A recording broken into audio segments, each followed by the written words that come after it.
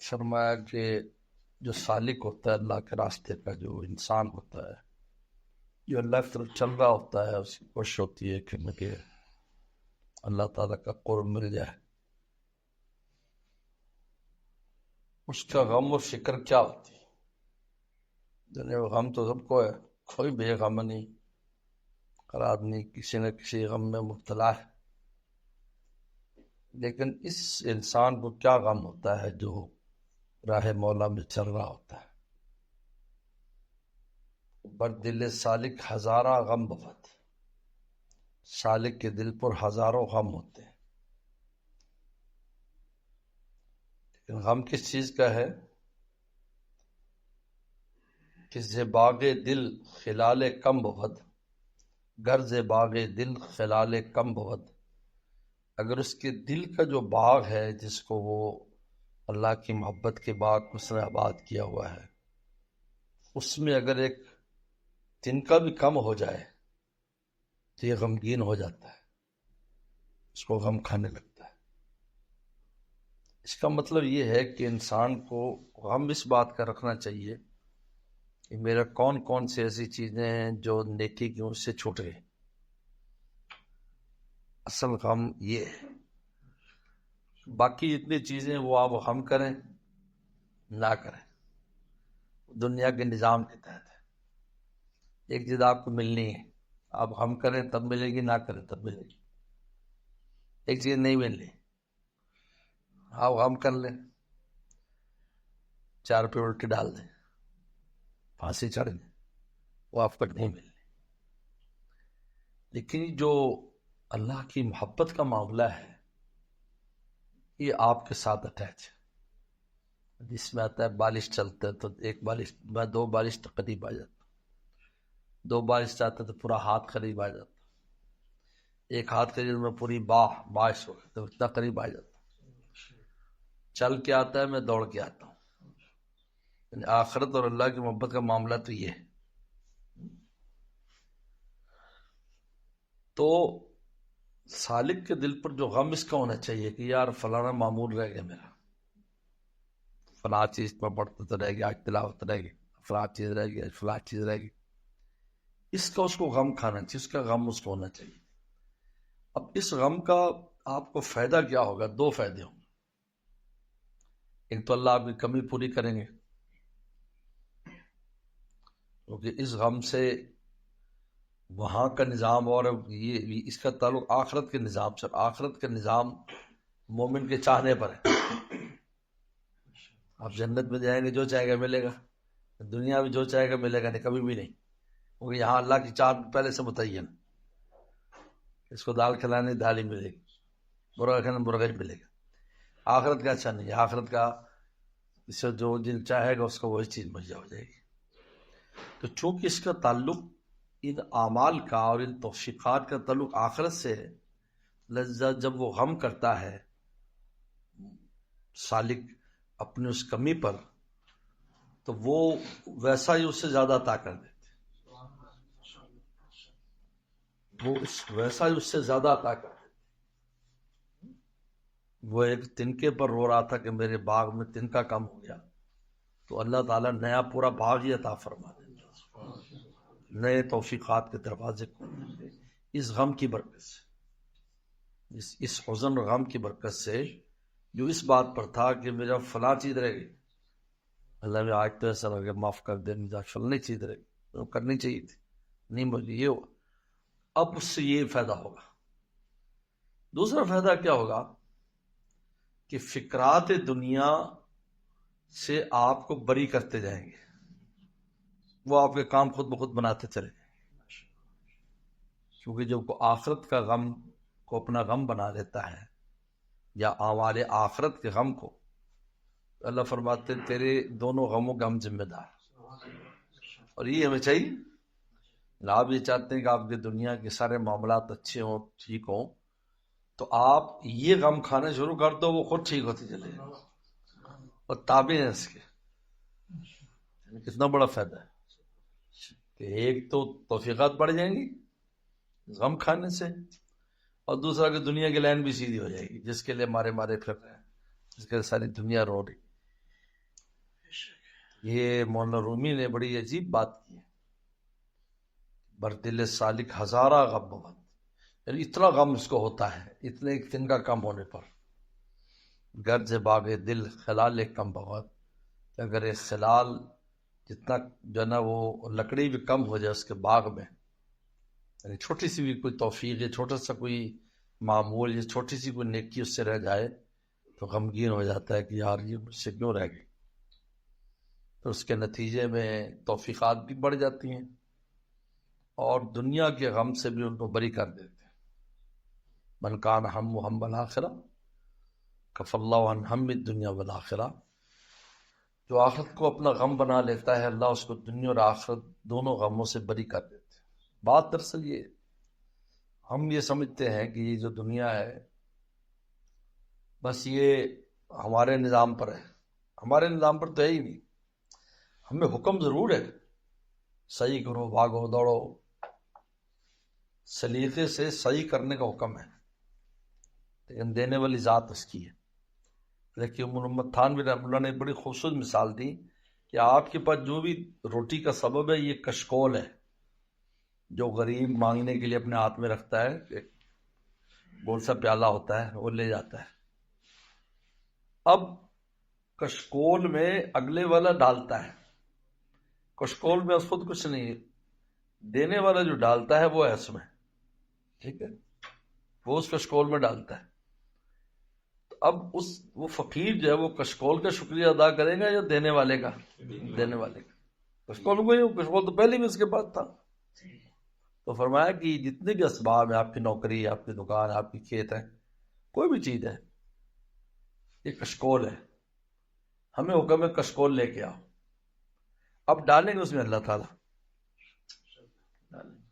شام کو جب دکان بند ہوگی ہر ایک کے مطابق جو ڈالنا ہوگا اس کی کشکول میں ڈال کے دیتے ہیں، وہ پھڑیاں مارتا رہا میں نے یوں کر دیا تھا، یوں کر دے، میں یوں کر دے، یوں کر، اللہ تعالیٰ فرماتے جی بے عقلا ہے، تو ہمارا شکریہ ادا کرنا چاہیے، نہ اپنی عقل کو فہم کا، نہ اپنی دکان کو اور اسباب کا، ڈالنے والی ذات ہماری ہے، کشکول کا شکریہ ادا کر رہا ہے، دینے والے کا شکریہ ادا کر، اس لیے یہ غم انسان کو فوراً، مطلب ہے کہ اس میں غفلت نہ کرے، اگر کوئی آپ کا معمول ہے جو رہ گیا تو آپ کم از کم کچھ فکر ضرور کریں، یار یہ نہ اللہ اچھا، نہ اللہ معاف کر دے، کچھ نہ کچھ کرنا چاہیے، بے فکری اچھی نہیں ہے، دنیا کے معاملے میں تو تھوڑی سی بات بھی ہو جائے ہمیں دل غم ہو جاتا ہے، یار نیا موٹر سائیکل لیا تھا پتہ نہیں یہ پنچر کیوں ہو گیا، یار وہ غم لگ گیا ہے، ٹائر ابھی ڈلوایا تھا، یار اسی عجیب بات ہے یار، اب غم لگ گیا، یار یہاں تو وہ پنچر پر بھی غم ہے اور یہاں ایک نماز چھوڑ رہے غم نہیں، یہاں نیکی چھوڑ رہے غم نہیں، اس کا مطلب ہے کہ کوئی فکر نہیں ہے آخرت کے بارے میں، بالکل مغفل ہے۔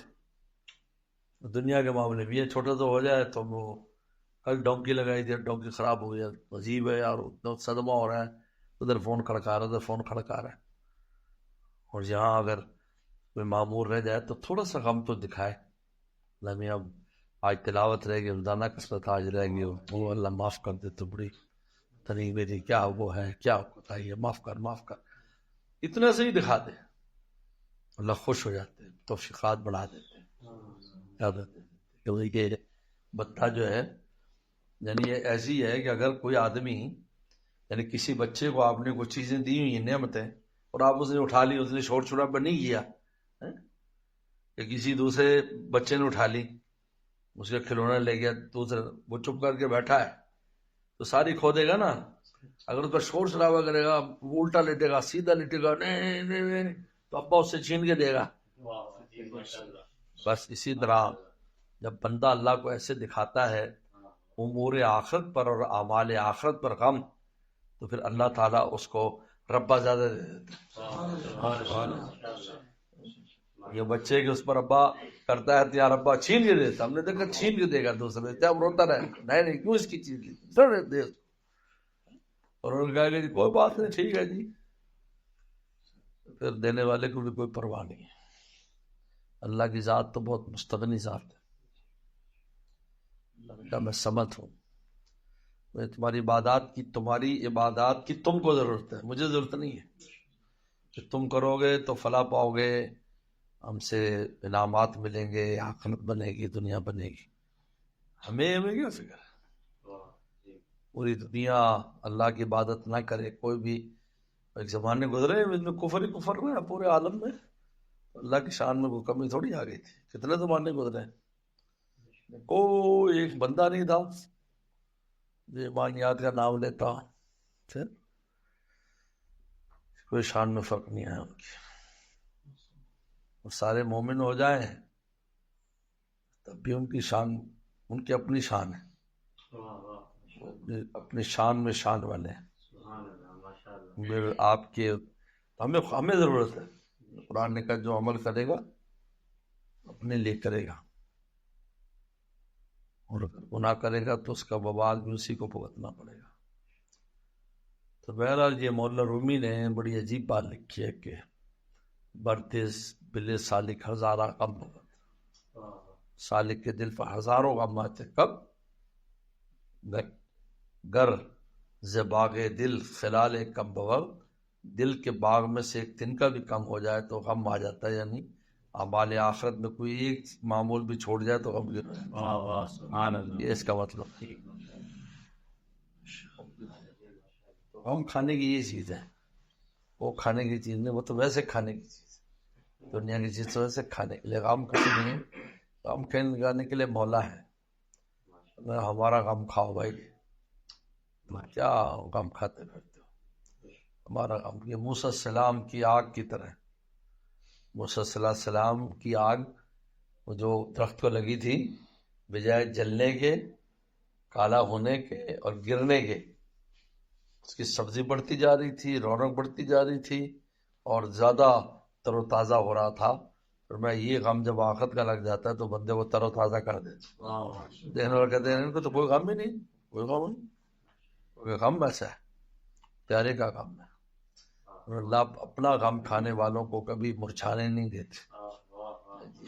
دنیا میں ہر غمگین آدمی پتہ چلتا ہے یار آدمی بہت غمگین ہے، ابا فوت ہو گیا، اماں فوت ہو گئی، کوئی ایسا انسان کے چہرے پر حزن و غم آ جاتا ہے.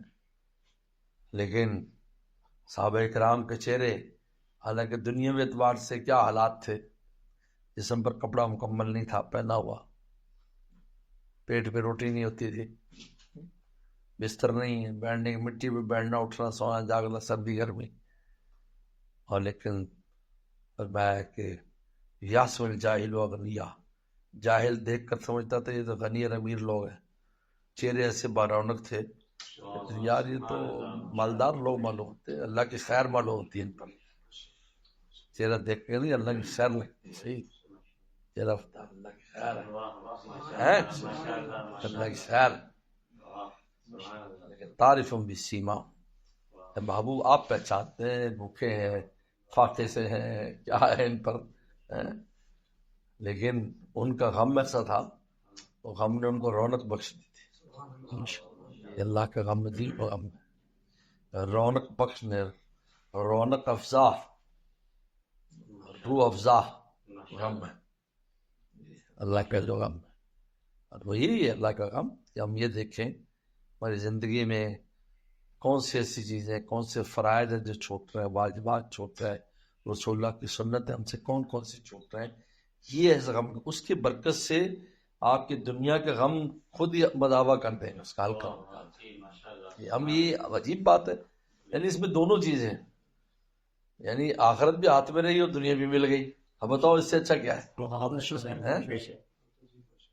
اللہ بھی ہاتھ میں رہے، جب اللہ کام کرتا اللہ ہاتھ میں ہے، اللہ آپ کے ساتھ ہے، اور دنیا کا معاملہ بھی آپ کا حل ہو گیا، وہ حل کر دیں گے. ایسا تھوڑی ہے کہ ان کی دنیا معاملات اللہ ایسے چھوڑ دیتے ہیں.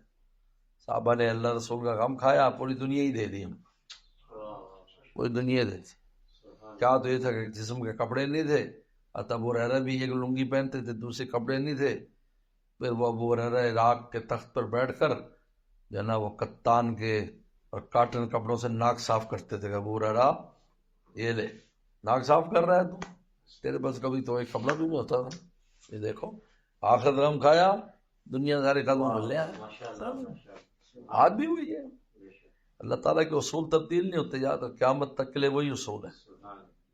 آج بھی وہی اصول ہے. آج بھی ہو جو ابراہیم کا ایمہ پیدا، آج بھی ہو جو ابراہیم کا ایمہ پیدا، آگ کر سکتی ہے انداز گلستہ پیدا.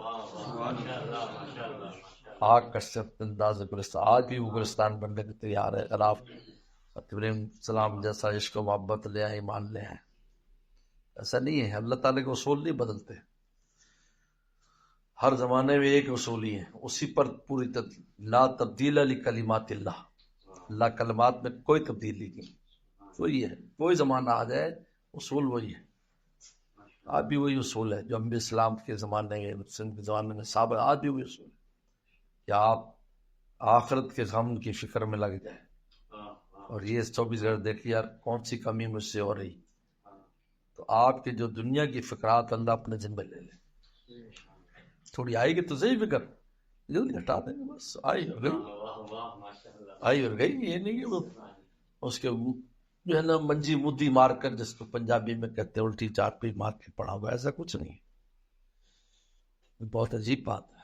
اس وجہ سے انسان کو یہ فکر رکھنی چاہیے 24 گھنٹے میں کہ ہماری کوئی ایسی چیز تو نہیں ہے جس کی وجہ سے کوئی کمی بیشی ہو رہی ہو. ہمارے اعمال میں کون کون سی کوتاہی ہیں، اس پر ہمیشہ نظر رکھے. انسان اپنی چال پر اور ڈھال پر نظر رکھے، بس مراقبہ رکھے. نفس کہاں جا رہا ہے، دل کہاں جا رہا ہے، ٹانگیں پاؤں کہاں جا رہے ہیں، نظر رکھے، بس نگرانی رکھے. نفس کہاں جا رہا ہے، دل کہاں جا رہا ہے، میں خود کدھر چل رہا ہوں، آنکھ کدھر اٹھ رہی ہے، کہاں کیا سپنے ہے، ہاتھ کیا پکڑ رہا ہے. یہ ہماری، یہ ہم آئے بس اس کے لیے یاد رکھو. باقی تو پورا دسترخوان سجا دیا اللہ نے آپ کے لیے. وہ چیزیں جو آپ کے لیے حاصل کرنا مشکل تھا، آسان کر دی. مفتی شفیع صاحب نے فرمایا ایک کپ چائے پینے جاتے ہو، اتنے کی آتی؟ 25 روپے کی، 50 روپے. ہم تو 98 والے سے دور کے لوگ ہیں. 50 روپے کی چائے پی لی آپ، ٹھیک ہے. گیپ چائے آرڈر کیا، چائے لاؤ بھائی، کوٹا والا انہیں چائے لا کے رکھ دی. واہ واہ واہ. آپ نے نہیں سوچا 50 روپے میں کتنی دنیا جمع کی تمہارے لیے. کب پتہ نہیں کہاں بنا ہے، وہاں سے پایا. جو ٹیبل پر بیٹھا ہے وہ پتہ نہیں کہاں سے آیا، کس لکڑی کا ہے. کرسی کہاں کی ہے، پتی کہاں کی ہے، اس میں دودھ کہاں کا ہے، سروس دینے والا کہاں کا، وہ کوٹا سے اٹھایا واہ کر کراچی لے آیا تمہارے لیے. ایک 50 روپے میں دنیا جمع کر دی. اب بتائیے، سوچنے کی بات ہے. 50 روپے آپ کرنا شروع کرو. جی پتی منگاؤ جی کینیا سے، دودھ منگاؤ جی پنجاب سے،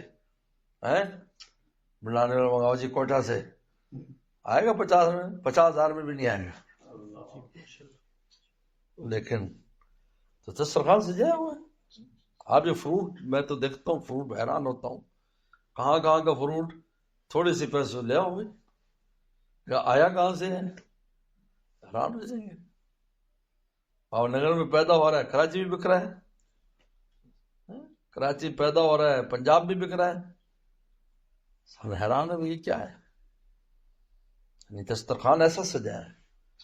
ہم تو بہت روتے ہیں یہ یوں ہے وہ ہے، لیکن ہم یہ تو دیکھیں کہ وہ چیز جو ہمیں اتنی قیمت میں ملی ہے یہ کس طرح بن بنا کر ہم تک آئی ہے. اس طرح انسان غور کرے تو اللہ کی قدرت پر فدا ہو جائے. ہم نے ہر چیز تمہارے لیے، روٹی رزق ہم نے آسان کیا ہے. تنگی تکلیف انسان کی اپنی اس کی وجہ سے، اللہ تعالیٰ کے سے جو رابطہ توڑا ہوا ہے اس کی وجہ سے. اگر وہاں رابطہ مضبوط ہو، رابطہ صحیح ہو تو اس میں بھی مزہ آئے گا. ورنہ تنگی تکلیف کا تعلق اس سے نہیں ہے آپ غریب ہیں یا آپ امیر ہیں. امیر پریشان ہے، اس کو انٹرویو کرو، کہتا مجھ سے پریشانی کوئی نہیں. اور لوگ آتے ہیں ہمارے پاس بڑے بڑے ذمہ دار جن کی سینکڑوں ایکڑ زمینیں، کہتے ہیں بظاہر تو کوئی وجہ غم نہیں ہے لیکن دل میں سکون نہیں ہے. یہ بات ان کے الفاظ ایک نہیں، میں نے 20 کے سنے، مرد بھی خواتین بھی. یہ اللہ کی خیر ہے، کوئی کمی نہیں ہے، پریشان ہے پتہ نہیں کیوں.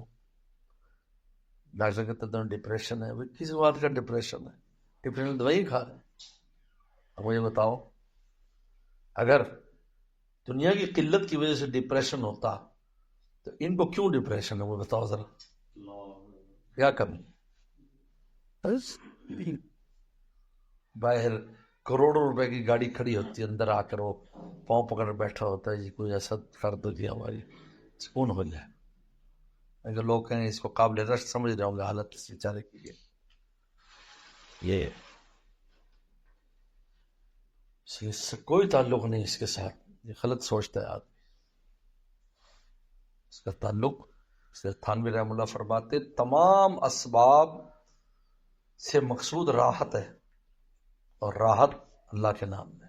بات سننے سے تمام اسباب, چاہے کوئی بادشاہ بنتا وہ بھی راحت کے لیے, وزیر بنتا راحت کے لیے, کاروبار کرتا راحت کے لیے, شادی کرتا راحت کے لیے, راحت ہی نہیں ہے. اس کو میرے شیخ فرماتے تھے گلہ ہے رس کے بغیر. رس گلہ میں پہلے گلہ بنتا ہے آٹے کا, اس کو رس میں ڈالتے ہیں, اور اگر دونوں میں فاصلہ رہے تو گلہ کھایا نہیں جائے گا, وہ پھیکا پھیکا ہے, وہ رس کے ساتھ ہی کھایا جاتا ہے. تو فرمایا کہ اس کائنات کی تمام نعمتیں گلہ اور اللہ کا نام رس, اگر یہ ملے گا تو رس گلہ, نہیں تو خالی گلہ.